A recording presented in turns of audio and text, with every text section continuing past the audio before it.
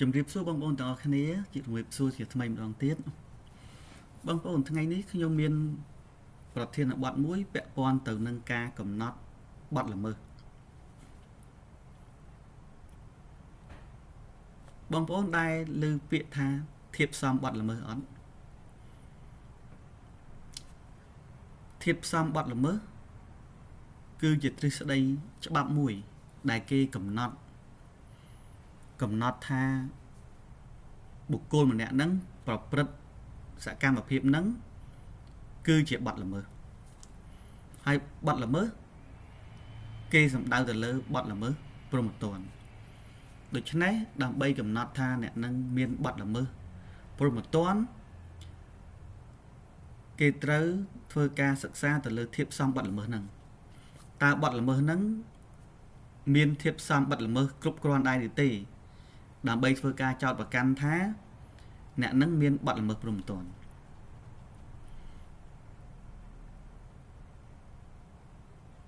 មិននេះណាបងប្អូនមិនមែនយើងចេះចោទប្រកាន់គេថាគេនឹងមានទោសព្រហ្មទណ្ឌទោសនេះទោសនោះចោទចេះចោទមិនមែនទេបងប្អូនមុននឹងចោទប្រកាន់គេយើងត្រូវសិក្សាក្នុងទិដ្ឋភាពច្បាប់ទ្រឹស្ដីអ្នកសិក្សាច្បាប់គឺគេកំណត់បទល្មើសតាមរយៈធៀបផ្សំបទល្មើសបើគ្មានធៀបផ្សំបទល្មើសទេមានន័យថាបុគ្គលម្នាក់ហ្នឹងមិនបានប្រព្រឹត្តបទល្មើសទេអញ្ចឹង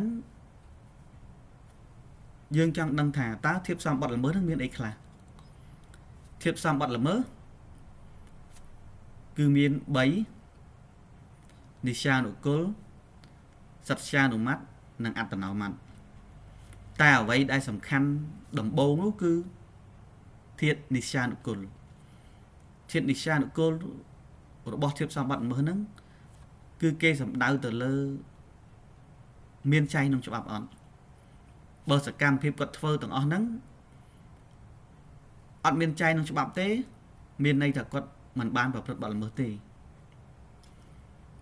នេះគឺជាចំណុចសំខាន់ដែលយើងត្រូវស្វែងយល់ឥឡូវនេះខ្ញុំគ្រាន់តែជម្រាបបងប្អូនថាយើងគ្រាន់តែលើកជារូបរាងនៃធៀបផ្សំបទល្មើសមកសិនទេពីព្រោះការសិក្សាធៀបផ្សំបទល្មើសធាតុទាំង3សំខាន់ហ្នឹងគឺយើងត្រូវការសិក្សាលម្អិតពេលខ្លះយើងនិយាយមកយើងអាចយល់ថាពាក្យតាធៀបផ្សំបទល្មើស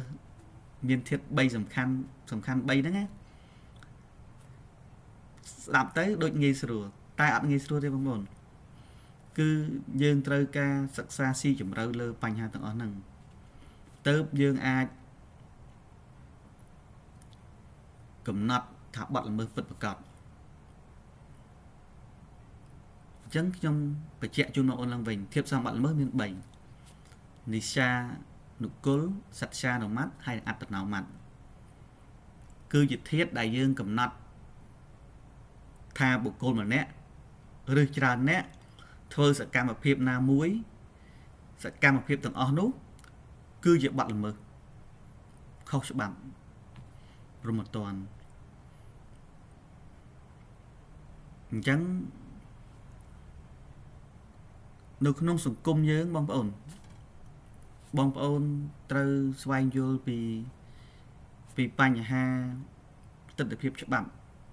ពីព្រោះយើងចង់ធ្វើឲ្យត្រូវច្បាប់អញ្ចឹងខ្ញុំលើកប្រធានបទពាក់ព័ន្ធទៅនឹងធៀបផ្សំបទល្មើសនេះគឺសារៈសំខាន់ណាស់បងប្អូនសារៈសំខាន់យើងនៅក្នុងសង្គមដើម្បីយើងជៀសវាងធ្វើសកម្មភាពណាដែលខុសច្បាប់អញ្ចឹងដើម្បីកំណត់ថាបទល្មើសពិតប្រាកដគឺយើងយកការវិភាគទិដ្ឋភាពទ្រឹស្ដីច្បាប់ធៀបផ្សំបទល្មើសយកមកសិក្សាដើម្បីធានានៅយុត្តិធម៌ក្នុងសង្គម cứ miên đầm lay chấm puộc mình được cướp ru